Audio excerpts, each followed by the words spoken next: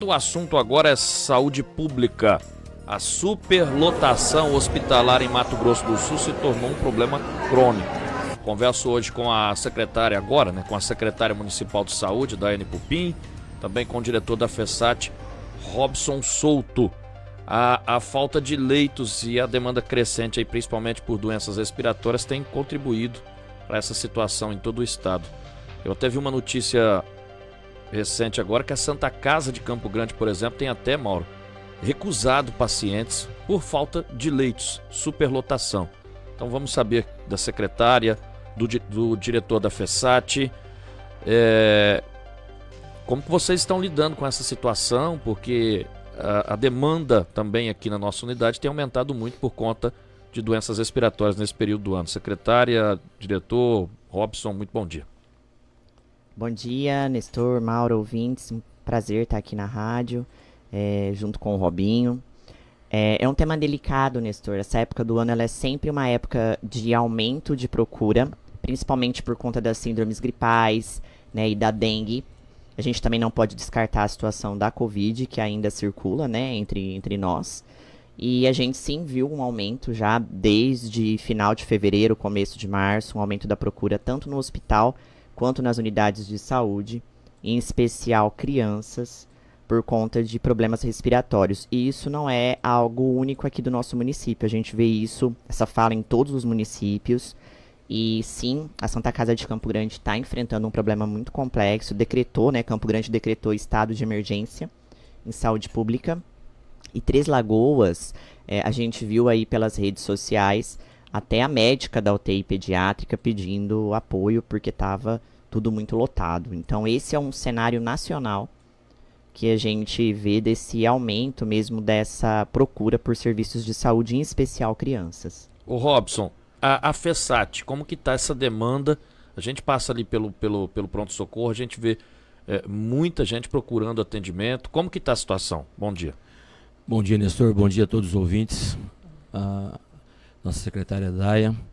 Realmente nós tem passado dezenas de crianças todos os dias pelo nosso pronto-socorro. Não só crianças, obviamente, mas principalmente nesse momento de tempo, neste período que a Daia acabou de relatar, principalmente de março para cá, por conta dos problemas respiratórios, principalmente afetando crianças. E com isso vem aumentando muito a demanda em nível regional, em nível de estado, e saturando o sistema, ou seja, Três Lagoas, dificuldade de vagas, Campo Grande com dificuldade de vagas para acolher pacientes do interior, do qual nós fazemos parte. Então há uma demanda realmente grande de problemas respiratórios em crianças. A gente tem trabalhado duramente. Por exemplo, semana passada, no meio da semana, eu liguei para a Daia, que nós estávamos com a criança que havia solicitado uma vaga, numa quarta-feira à tarde, numa terça-feira à tarde, na quarta-feira até a hora do almoço não conseguia essa vaga porque estava recusando, porque não tinha leito.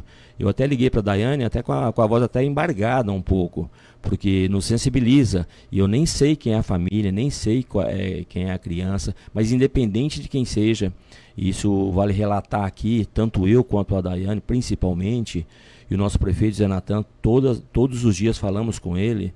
A gente tem trabalhado duro todos os dias, dia e noite, final de semana, feriado, para a gente minimizar o máximo possível e tentado conseguir essas vagas de uma maneira o mais rápido possível, mas não depende só da gente. Secretária Daiane, bom dia.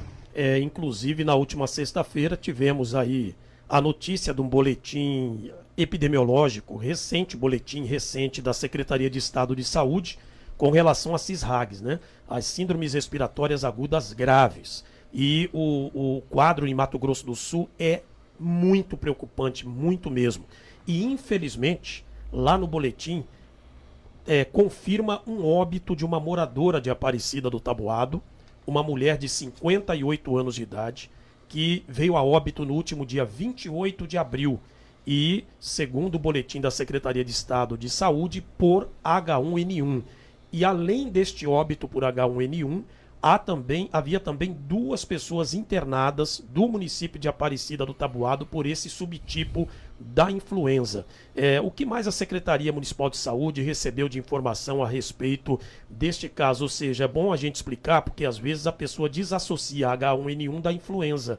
E na realidade ele é um subtipo da influenza, e aí nós estamos com vacinação contra a influenza em andamento, secretária. Exatamente. Nós tivemos aí a confirmação de um óbito, último dia 28/4, moradora de Aparecida do Taboado, porém ela faleceu em São José do Rio Preto. E a gente ficou sabendo posteriormente que havia a suspeita, né, de ser influenza, e fato que foi confirmado por São José do Rio Preto, era H1N1.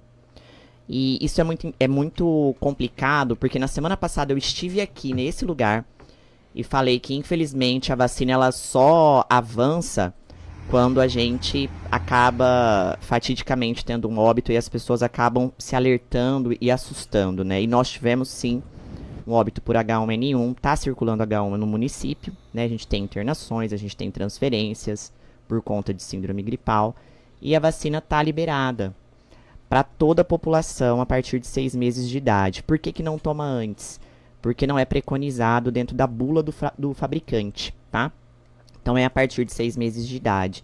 Então o caminho, na minha opinião, a gente precisa fortalecer a imunização.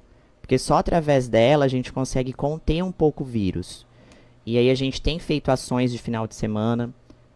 Acho que eu posso já anunciar, né? A gente vai fazer no dia 22, essa semana, dar numa quinta-feira, uma ação de vacina noturna para as pessoas que não podem ir no horário habitual. Então a gente tem tentado facilitar o acesso das pessoas à vacina, apesar da procura baixa. O último dia D, num sábado inteiro, a gente vacinou 103 pessoas, é um número pequeno. Claro, não estava liberado, né? Agora está. Então a gente faz esse apelo para que a população entenda a situação crítica, não só daqui, mas do Estado, e se vacine, porque um dos motivos do Estado liberar a vacinação foi justamente isso que a gente está discutindo aqui agora. O aumento da procura pelo serviço de saúde e a ausência de leitos de UTI. Nestor, ainda nessa semana nós vamos voltar a falar com a secretária Daiane sobre essa questão da vacinação à noite, e até foi fruto de uma indicação. A vereadora Patrícia deu entrada hoje com essa indicação. Claro que ela já tinha preparado antes, certamente conversado também com a Secretaria de Saúde, mas a gente quer passar aqui sobre a nossa região, que Selvíria também tem pessoa hospitalizada por causa de influenza, Paranaíba tem também casos de influenza, pessoas internadas em estado grave, e que em Mato Grosso do Sul, somente neste ano, nós estamos no mês de maio, já há 56 óbitos por H1N1, que é um dos subtipos da influenza, o dobro das 28 que foram registradas durante todo o ano passado, né? E no total o estado soma 96 óbitos por influenza. Aí H1N1, H3N2, influenza A ou a não subtipada, 96 óbitos por influenza neste ano, já é um número maior do que os 91 casos registrados durante todo o ano passado. Aproveitar ainda, falando sobre doenças respiratórias, e o Robinho falou, o Robson Souto falou sobre um número crescente de casos em crianças, né? E nós tivemos agora na última sexta-feira também a lamentável confirmação de um óbito de um bebê de 1 ano e 9 meses, morador aqui de Aparecida do Taboado. Eu até conversei com a mãe dessa criança hoje pela manhã. O William Sebastian é o bebê de 1 ano e 9 meses que faleceu. No atestado de óbito consta lá pneumonia. E o Robson, como que foi esse atendimento? Essa situação de falta de leitos, essa dificuldade de vagas, teve alguma influência aí nesse atendimento? Contribuiu aí com essa situação que levou a óbito esse bebê, Robson? Ô Nestor, seria muito prematuro da minha parte ter algum comentário a respeito, alguma afirmativa nesse sentido, mas assim, o atendimento foi feito de acordo com os protocolos, foi atendida a criança, foi medicada, foi feito exames de imagens laboratoriais, influenza, Covid, feito todos os exames tal. Ele já tinha passado lá no dia anterior, o médico orientou a família, orientou a mãe, deu uma receita para fazer o tratamento e tal, e eles orientam caso necessite que volte, porque a criança para internação tem que ter critério para internação e critério também para transferência. E ela voltou no dia seguinte, final da tarde, foi feito alguns exames. Entretanto, a médica à noite solicitou e perguntou se ela havia entrado já com a medicação no dia anterior, conforme solicitado pelo colega.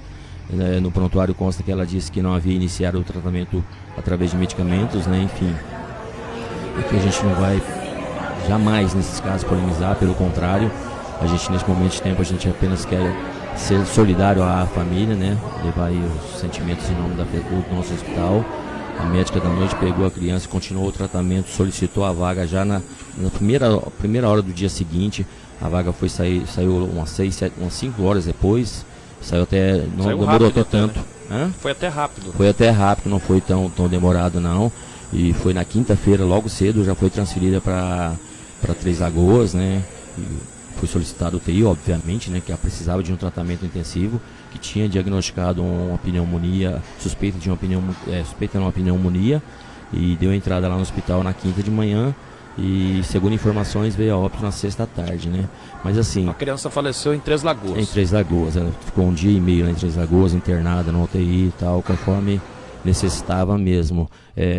E assim, é o que a Daia colocou no início a respeito de um vídeo que circulou semana passada, que viralizou na nossa região, de uma médica de Três Lagoas, solicitando, inclusive, era mais um recado para as mães, né, Daia?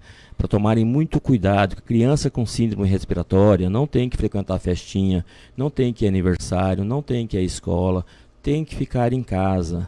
E vale ressaltar aqui, e eu quero reiterar esse pedido, eu acho que a DAI tem muito mais propriedade para falar e reiterar isso, para que as famílias, as mães, os pais tenham muito cuidado com seus filhos, tá? Síndrome respiratória tem que ser tratada, tem que ser medicada em casa, e em caso de necessidade, aí sim procura o pronto-socorro, procura o pronto atendimento, porque se for um caso que tiver critérios de transferência para uma unidade maior, com maior suporte, nós faremos de pronto. Ô Daiane, é um recado importante para as mães, né? Porque é crescente esses casos em crianças, como o próprio Robinho já mencionou aí. Sim, Nestor, é crescente. A criança, ela rebaixa muito rápido, né? Da mesma forma que ela pode melhorar muito rápido, o rebaixamento é muito rápido, ainda mais numa criança tão pequena, né? Acho que ele tinha 1 ano e 9 meses. Sim. Então, assim, realmente é uma tristeza muito grande quando a gente perde um bebê.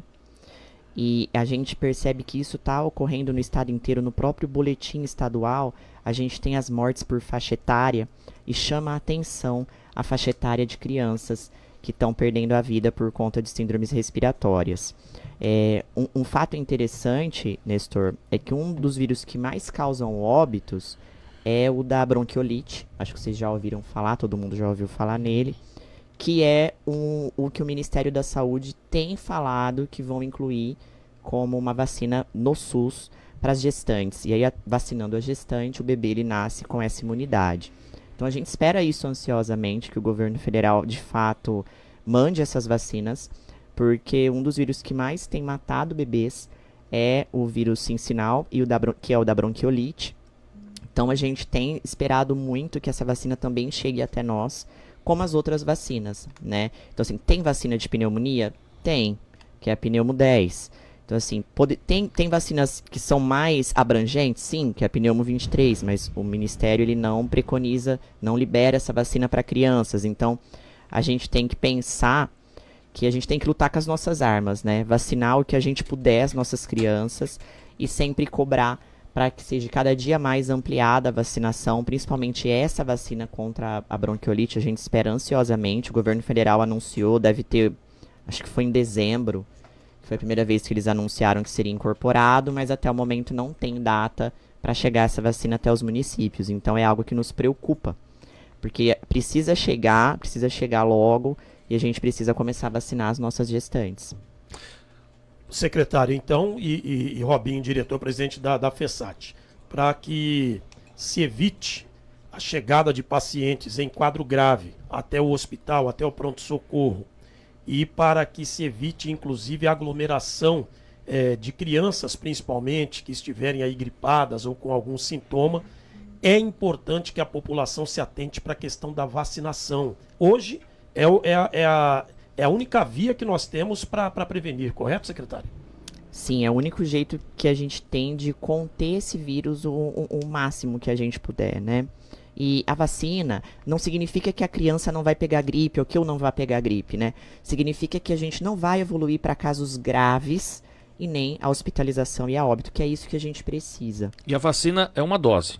A vacina de influenza depende se a criança já tomou a vacina, é uma dose, que é um reforço que a gente chama, se não são 2 doses, quando ela é bem bebê, mas no fato, os adultos é tudo uma dose só. E quem tomou a vacina no ano passado tem que repetir esse ano. É anual, Nestor, todo ano tem que tomar novamente. Robinho, agora em relação à estrutura do hospital da FESAT, dos leitos, como é que está, presidente?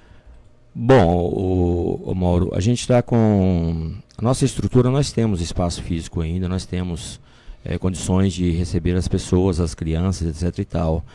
Mas eu quero aqui colaborar também, dar um feedback para as mães, orientar as mães, por favor, quando passar pelo pronto-socorro, passar pelo médico, o médico fizer a receita, etc e tal, já iniciar o tratamento.